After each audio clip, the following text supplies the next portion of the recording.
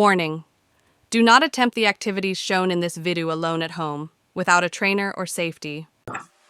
Hello বন্ধুরা, আবার চলে এসেছি আরেকটা নতুন ভিডিও নিয়ে। নতুন বলতে কিছুই না, জাস্ট যখন নতুন কেউ বন্ধুরা শেখে তখন কি করে, জলে নেমে সবাই হাতটা এরকম এরকম করে চালায়। অ্যাকচুয়ালি হাত চালানোর ইয়েটা, ফ্রিস্টাইলটা হাত চালানোর এটা এরকম নয়।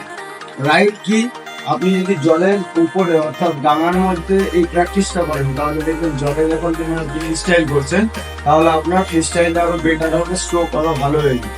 জাস্ট এই দাঁড়াবেন যখন আপনি টাইম পান, এই নয় যে আপনাকে যখন তখন করতে হবে এমনটা না।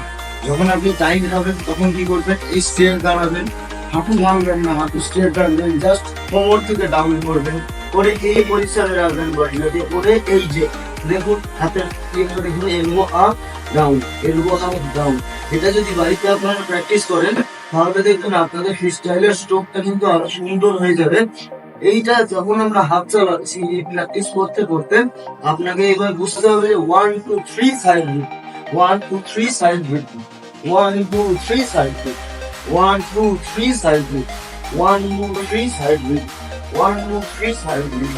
এটা যদি আপনারা কন্টিনিউ প্র্যাকটিস করতে পারেন তাহলে দেখুন আপনাদের যে ফ্রিস্টাইল করার সময় হাতটা এরকম এরকম হচ্ছিল, এটা আর হবে না। দেখবেন আপনাদের হাতটা সুন্দর করে।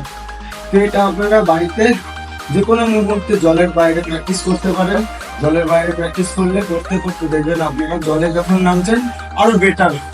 আপনারা যদি বেটার চেয়ে থাকেন তাহলে এটাকে আপনারা প্র্যাকটিস করুন, এগিয়ে যান, আরো সুন্দর করে শিখুন। এটাই আমি আপনাদের কাছে আসছি। Thank you.